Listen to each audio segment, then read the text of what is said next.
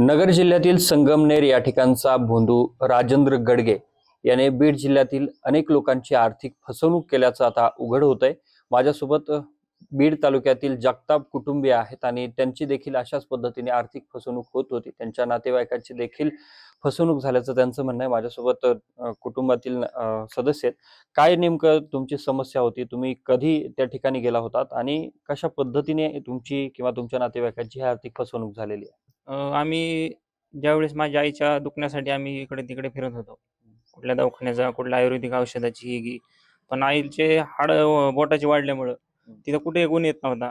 डॉक्टरने सांगितलं ऑपरेशन करायचं असलं तर तुमची हालचाल होणार नाही, बोटाने कुठलं काम करता येणार नाही. मग आई म्हणली त्याला पर्याय म्हणून आपण काहीतरी उपचार करू, म्हणजे आपल्याला कायमस्वरूपी जेवता येईल, काही कामं करता येतील. म्हणून ह्या हिशोबाने आम्हाला एका नातेवाईकाने सांगितलं, की तुम्ही तिथं जा आणि तिथे गेल्यानंतर तुम्हाला आयुर्वेदिक औषध भेटतंय आणि तुम्हाला तात्काळ गुण येऊन जाईल. ह्या हिशोबाने आम्ही तिथं गेलो. तर गेल्याच्या नंतर आम्हाला तिथं पैशाची मागणी करण्यात आली, की तुम्हाला आरोग्य हवन करायचे, तुमच्या कुठल्या गोष्टीचं निरसन करायचं असलं तर तुम्हाला कुठला विधी करावा लागतोय. तर त्या तिथं मी विरोध केला, की आमचा आजार आहे सांधेवातीचा नॉर्मली. त्याला जर तुम्ही विधी करायचं म्हणताय, होम हवन करायचं म्हणताय, हे आपल्याला काही पटत नाही म्हणलं हे. आम्हाला त्या महाराजासोबत भेट घालून द्या. तर ते भेट घालून द्यायला तयार होईनात आम्हाला ती. मग आम्ही विनवणी केली, की ती आमची भेट घालून द्या. आम्ही खूप दुरून आलोत बीडहून. तर नंतर म्हणले, की महाराजाची जर तुम्हाला भेट हवी असेल, तर तुम्हाला ₹5,000 एक्स्ट्रा चार्ज द्यावा लागेल. मग आम्ही ते नकार दिला आणि आईला म्हणलं, "आई, हे सगळं फसवेगिरीचा धंदा आहे. आपण आपल्या गावी जाऊ आणि आपल्या पद्धतीने आपण उपचार घेऊ, नाहीतर आपण ऑपरेशन करू." आणि आम्ही परत आलो. मग तिथं तुम्ही काही सुरुवातीला किंवा नंतर शेवटपर्यंत काही पैसे रक्कम भरली होती का? नाही, आम्ही नाही भरली पैशाची रक्कम तिथं. आम्ही ते फसायच्या अगोदरच सावध झालो, की इथं काहीतरी फसवणुकीचा व्यवहार होतोय. आमचे नातेवाईक अगोदर तिथं फसले होते.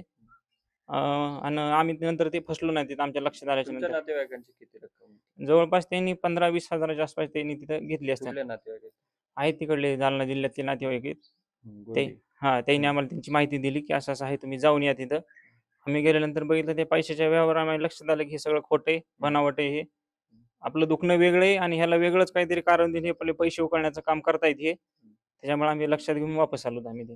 तुम्हाला इथून जाण्याच्या अगोदर तुम्ही काही संस्थांच्या लोकांसोबत संपर्क साधला होता का? किंवा त्यावेळेला तुम्हाला काही अशा पद्धतीने चार्ज लागतो किंवा रक्कम लागेल असं सांगितलं गेलं होतं का? नाही, आम्ही संपर्क केला होता त्यांच्या चॅनलवरून ते नंबर आला त्यांचा. त्याच्यानंतर आम्ही संपर्क केला तर ते म्हणले, "कुठलाही तुम्हाला चार्ज लागत नाही. तुमच्या सोयीनुसार तुम्हाला जी काही ₹500 तुम्हाला जर द्यायची इच्छा असेल, तर तुम्ही ते देऊ शकता. ते बी काही सक्तीने नाही, तुमची सोयीच्छेने." ठीक आहे म्हणलं, "आमची काही अडचण नाही, आम्ही येतो." आणि गेल्यानंतर आम्हाला तिथं ते आडून पैसे मागायला लागले. एवढ्या लांबून आलो होतो आम्ही. त्यांना सगळं सांगितलं तरी ते शेवटी पैशाशिवाय काहीच होणार नाही म्हणले इथं. आपल्याकडे काही त्यांच्या क्लिपसुद्धा आहेत बोललेल्या फोनवर त्या. आणि आम्ही वापस आलो. म्हणलं जास्त भांडण करण्यापेक्षा आपला विषय द्या सोडून त्याची.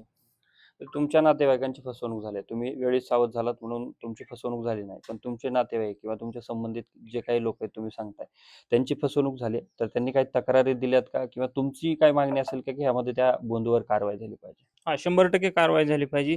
कारण ह्या गोष्टी पूर्णपणे फसवीच्या होत्या. हं. आणि त्याला कठोरातलं कठोर शासन सरकारने द्यावं त्याला, एवढीच अपेक्षा आहे त्यांच्याकडे. तुमच्या नातेवाईकांनी कुणी तक्रार दिली यामध्ये किंवा देणार आहेत असं काय? नाही, तक्रार नाही दिली कुणी. पण बऱ्याच लोकांना नातेवाईकाला तर खेड्यापाड्याचे असल्यामुळे या गोष्टीचं माहिती नसते, की कुठं तक्रार द्यायची का काय द्यायची. त्याच्यामुळे कुणीही तक्रार दिलेली नाहीये. तुमच्या संपर्कातल्या किती लोकांची अशा पद्धतीने फसवणूक झाली आहे? माझ्या माहितीसर 3-4 लोकं आहेत ते, जे की तिथं जाऊन आले, त्यांची तिथं फसवणूक झाली. आणि माझ्यासोबत आमचे काही माणसं होते, की ते पण पैशामुळे वापस आलोत. हं. की आमच्या लक्षात आलं, मी चर्चा केली, की "बा हे आपण गेलो ते एका कारणासाठी आणि हे पैसे जास्त मागायला लागलेत. चला आपलं वापस." म्हणून आम्ही हिशोबाने ते वापस आलो आम्ही तिथून ते. आपल्यासोबत जगताप होते, ज्यांची फसवणूक होण्यापूर्वीच ते सावध झाल्यामुळे त्यांची फसवणूक झाली नाही. मात्र त्यांच्या एका जालना जिल्ह्यातील गोंदी या ठिकाणच्या नातेवाईकाची 15,000 ते 20,000 रुपयांची फसवणूक झाल्याचं त्यांचं आरोप आहे. इतरही लोकांची फसवणूक झाल्याचं त्यांचं म्हणणं आहे. बीड जिल्ह्यातील माजलगावमधील एका तरुणाची अशाच पद्धतीने फसवणूक झाल्याची माहिती गेल्या काही दिवसांपूर्वी समोर आली होती. आता बीड तालुक्यातील आणखी एका व्यक्तीची फसवणूक होत असल्याचं समोर आलंय. यामुळे आता या भोंदूवर कडक कारवाई करावी अशा प्रकारची मागणी सर्वच स्तरातून होताना पाहायला मिळते. कॅमेरा पर्सन प्रमोदसह मी अशोक काळकुटे, TV9 मराठी, बीड.